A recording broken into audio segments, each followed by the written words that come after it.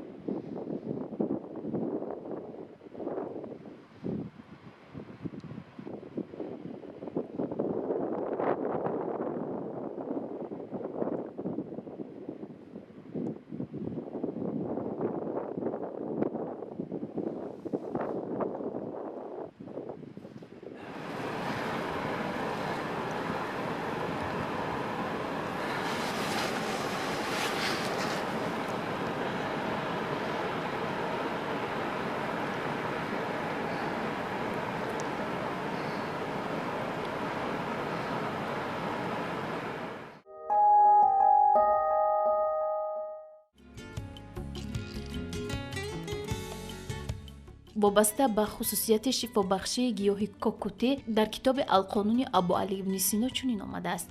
ابوعلی ابن سینا گل کوکوتی را برای معالجه درد شش، درد جگر، درد گرده و درد روده ها توصیه داده است. کوکوتی را هنگام درد دل، شمالخوری، سلفه، بیخوابی، درد جگر و کشودن اشتها می نوشند. اگر کوکوتی را استعمال نمایند درد گلو، شکوفه، بیماری های سرخچه را شفا می بخشد. اگر برگ و پایه سبز گل کوکوتی را کوفته گذاشته بندند جراحت های بدن را نیست می کند. همزمان بیماری پوچک را شفا می بخشد. در طب معاصر باشد گل کوکوتی را برای معالجه بیخوابی، بیماری های عصب، گزک و زخم معده و چون واسطه اشتها آور استفاده می برند. با عقیده طبیبان خلقی باشد اگر گل کوکوتی را با انجیر تر بخورند دم کوتاهی و سلفه کهن را شفا می بخشد و اگر با انجیر خشک بخورند رنگ رخساره را پاک و زیبا می گرداند. کوکوتی را با عسل یکجا آمیخته کرده بخورند درد معده و روده ها را شفا می بخشد. همزمان سنگ گرده را میده کرده می ریزاند. آب گل کوکوتی را به چشم چکانند بیماری چشم را رفع می سازد و اگر آن را نیم گرم کرده به گوشت چکانند درد گوشت را نیز تسکین می دهد. کوکوتی را کوفته با عسل یکجا آمیخته کرده گذاشته بندند ورم های سخت و درد بغم ها را شفا می بخشد. این بود معلومات اوید به خصوصیت شفابخشی گل کوکوتی. فصل زمستان حکم فرما است و هوا سرد است و طوری که شما از صحبت ما با متخصص معلومات گرفتید خصوصیت ویروس ها چنین است که آنها در هوای سرد بیشتر پرجاذبه تر می‌گردند، تاثیر آنها بیشتر می‌گردد و آنها دیرتر می‌پایند در هوای سرد. این حالت ما را هشدار می‌دهد که بیش از پیش با رعایت قاعده‌های گیگین شخصی و جمعیتی توجه ظاهر نماییم و آنها را در روزگار هم‌روزمان به راه مانیم. از جمله همه ما و شما که امروزها از واسطه‌های نقلیات جمعیتی استفاده می‌بریم خیلی مهم است که در داخل نقلیات جمعیتی چنین قاعده‌ها را به راه مانیم. از جمله فاصله اجتماعی را رعایت نماییم، دهانبند داشته باشیم و با محلول‌های آنتیسپتیکی دستان خود را همیشه یا پیوسته یا به طور زود به ضرر گردانیم، چون دولت و حکومت تمام شرایط‌ها را برای آنکه ما با این بیماری گرفتار نشویم فراهم آورده است. فقط از ما و شما تقاضا این است که قاعده‌های گیگین شخصی را در همه مورد رعایت نماییم. گزارش نوبتی ما که در این خصوص تهیه شده است ما را با ادامه برنامه صبح تاجیکستان می‌پیوندد. پیشگیری هر گونه بیماری از رعایت قاعده‌های بهداشت وابستگی دارد. همین شب روزی که پنجشنبه دوباره بیماری سرایتی کرونا ویروس کووید 19 جامعه جهان را نگران کرده است، پوشیدن دهانبند، شستن دستان با صابون و دیگر مایع‌های بی‌ضرر کننده همراه گرفتن محلول‌های آنتیسپتیکی، نگاه داشتن فاصله جمعیتی به اندازه نه کمتر از 1.5 تا 2 متر و عموما تازگی شخصی و جمعیتی از جمله تدبیرهای میباشند که گرفتارشوی ما را به بیماری‌ها نگاه می‌دارند. اگر این قاعده و فعالیت هر روزه به راه مانده شوند یک دیواری بزرگ در حمایت ما از سرایت یابی و هر گونه ویروس ها و میکروب ها میگردند. رعایت قاعده های گیگین شخصی هنگام استفاده از نقلیات جمعیتی مسئولیت هر یک شهروند به حساب می رود، مخصوصا در شرایط پنجشنبه بیماری سرایتی کرونا ویروس کووید 19. اندیشیدنی چاره‌های احتیاطی و پیشگیری از پنجشنبه بیماری کووید 19 از جانب حکومت جمهوری تاجیکستان ستاد جمهوریوی اوید به پرزور نمودن تدبیرهای ضد اپیدمیوی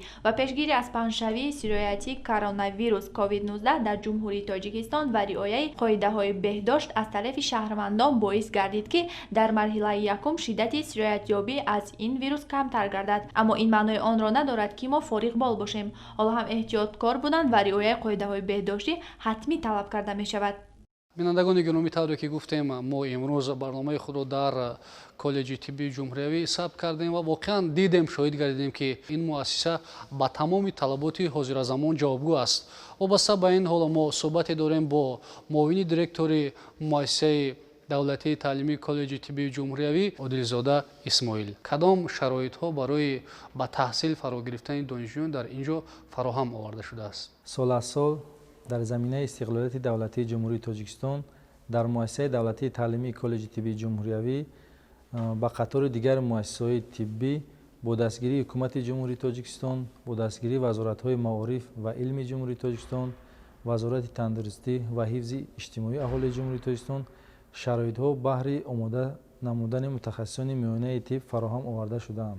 айни ҳол муассисаи давлатии таълимии коллеҷи тиббии ҷумҳуриявӣ дорои 4 бинои таълимӣ, марказҳои таълимии табобатии стоматология, марказҳои таълимии табобатии ҷарроҳия, зиёда аз 10 марказҳои таълимии истеҳсолӣ, 2 хобгоҳ барои донишҷӯён мебошад, ки барои беҳтар намудани фаъолияти таълим хизмат мерасонанд. барои боз ҳам хубтару нақстар тайёр намудани мутахассисони миёнаи касбӣ санаи 1 сентябри соли равон бо иштироки асосгузори сулҳу ваҳдати миллӣ, пешвои миллат, президенти ҷумҳурии тоҷикистон муҳтарам Эмомалӣ Раҳмон ва раиси маҷлиси миллии маҷлиси олии ҷумҳурии тоҷикистон, раис шаҳри Душанбе муҳтарам Рустами Эмомалӣ бинои нави замонавии коллеҷи тиббии ҷумҳуриявӣ ба истифода дода шуд, ки ин бино дар Осиёи Миёна назир надорад. масоати таълимии бино бошад зиёда аз 16 000 метри квадратиро ташкил мекунад, ки ин барои дар як баст дониш омӯхтани 3500 донишҷӯ рост меояд ва инчунин ин бино дорои 146 утоқҳои дарсӣ, 8 толори лексионӣ ва як маҷлисгоҳ барои 350 нафар мебошад. дар баробари он ки донишҷӯён дарсҳои назариявӣ мегузаронанд, ҳамзамон шароитҳои амалан иҷро кардан ё таҷриба гузарондан низ ҳаст дар муассиса? албатта, дуруст қайд кардед. якчанд марказҳо маркази омӯзиши малакаҳои амалӣ фаъолият мекунад, ки дар инҷа донишҷӯён барои малакаи амалии худро сайқал додан кор мебаранд. аз ҷумла маркази омӯзиши малакаҳои амалии ҳамширагӣ, маркази ҳамшираи тибби оилавӣ, маркази кор бо мумудоягиҳо ва маркази таъмири таҷҳизотҳои тиббӣ. албатта роҳбарияти муассисаи давлатии таълимии коллеҷи тиббии ҷумҳуриявӣ дастуру супоришҳои президенти ҷумҳурии тоҷикистон муҳтарам Эмомалӣ Раҳмонро сармашқи кори худ қарор дода барои тайёр намудани мутахассисони миёнаи тиб тамоми кӯшишу сайи худро мегузорад ва ҳамшираҳое тайёр мекунад, ки ба ҷумҳурии тоҷикистон хизмат расонад. завқ ё ин ки рағбати донишҷӯён ба омӯзиши ҳамин фанҳо ё ихтисосҳое ки дар муассиса баро монда шудааст, омӯзиши онҳои тайёр кардани мутахассисон дар ҳамин самт чӣ гуна аст? интихоби кластерҳои тиббӣ дар тамоми ҳудуди ҷумҳурии тоҷикистон нисбат ба дигар кластерҳо талаботаш зиёдтар аст. албатта мо новобаста аз оне ки талабот ба мо зиёд аст, мо дар байни худи донишҷӯён барои дӯст доштани касби хуб ҳар гуна дарсҳои омӯзишӣ, ҳар гуна дарсҳои кушод, донишҷӯи сол ва дигар намуди корҳоро ба анҷом мерасонем, ки ин барои тайёр намудани мутахассисони ҷавон рӯю илҳоми тоза мебахшад. инчунин дар ин бинои замонавии наве ки мо қарор дорем, ҳама намуди шароит барои донишҷӯён муҳайё карда шудааст.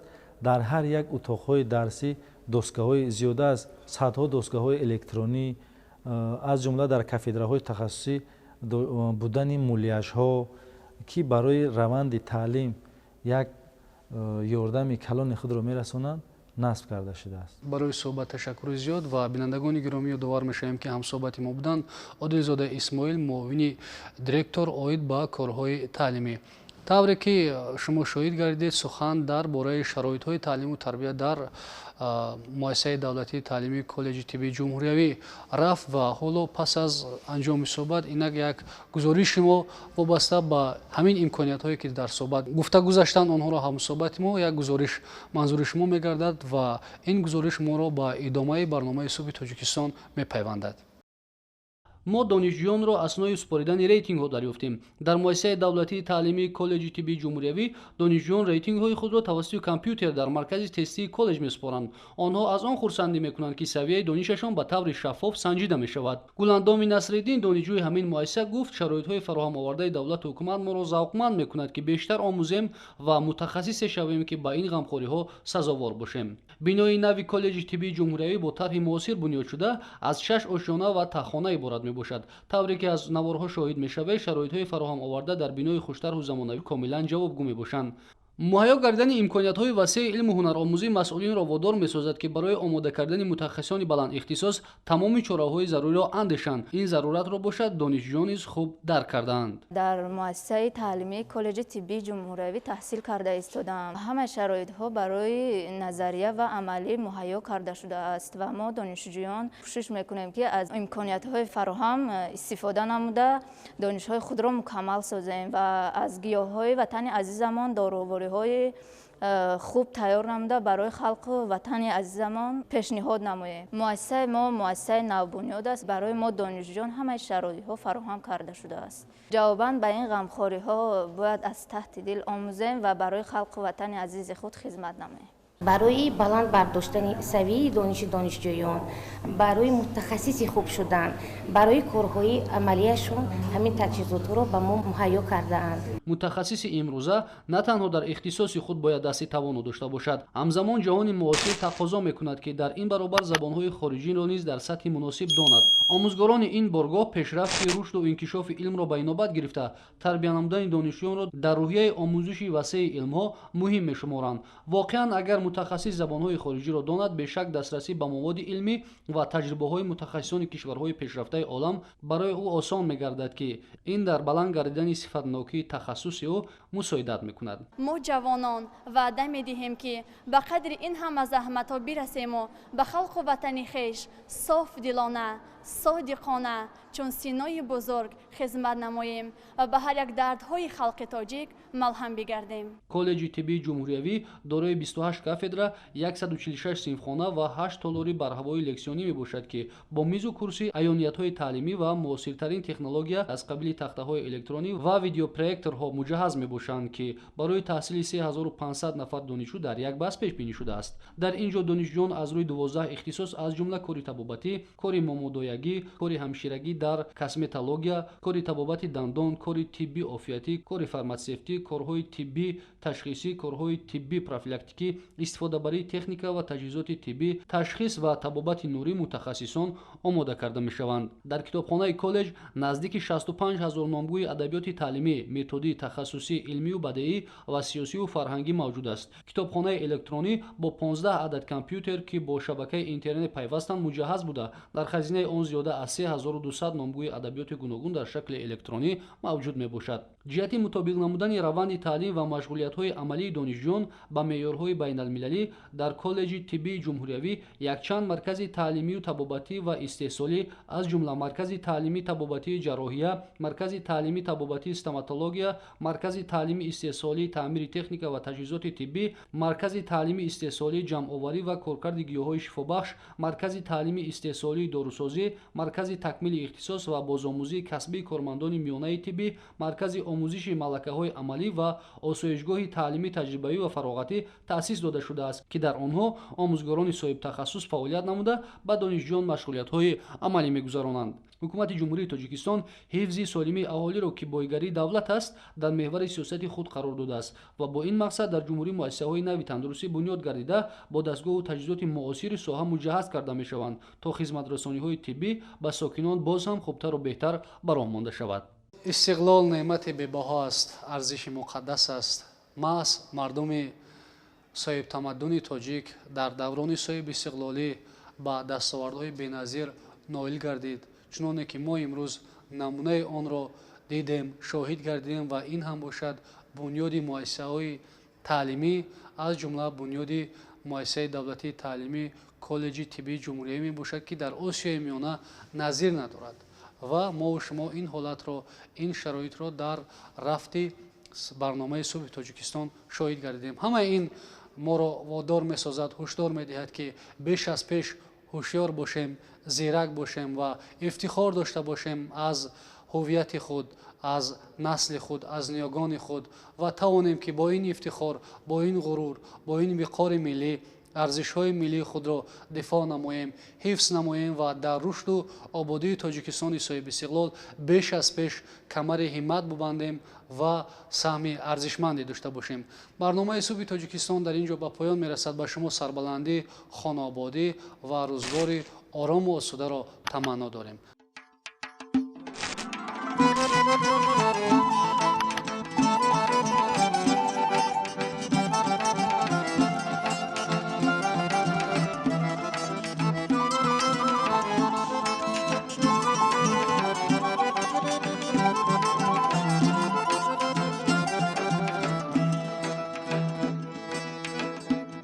ای اهل دل ای اهل کشور، آیا ای مردم آزاد زمین بر، سرودم حرف شکر رو به نیازی،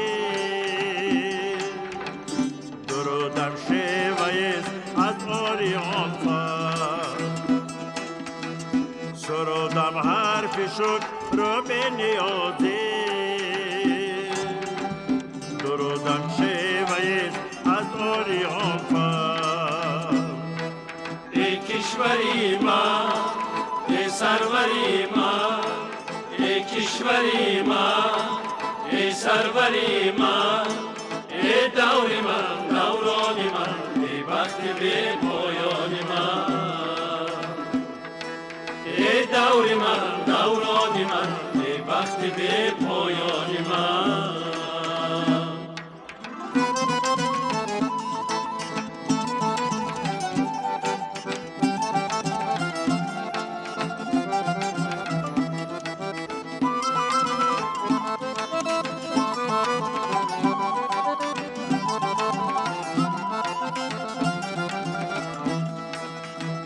آیا ای تاجیکی هوشیار بدار، بیاید شهرتی پیشین به تکرار، تو را راه بزرگانت مددگار، وطن دار ای وطن دار ای وطن دار.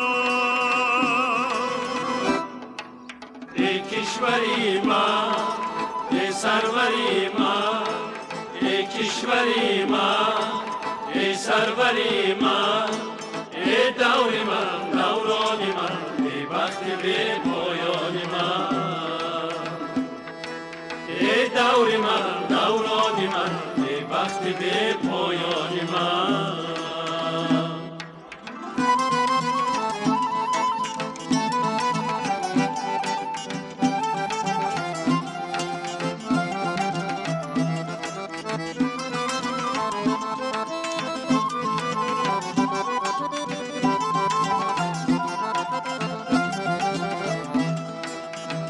نوید آمد از آل سامان، توان یابد صفا از تاجیکستان، مبارک شهریار این حسنی شاهی، وطن دار ای وطن دار ای وطن دار. ای کشوری من، ای سروری من، ای کشوری من، ای سروری من، ای دوری من، دورانی من، ای بخت بی پایانی من، ای دوری من، دورانی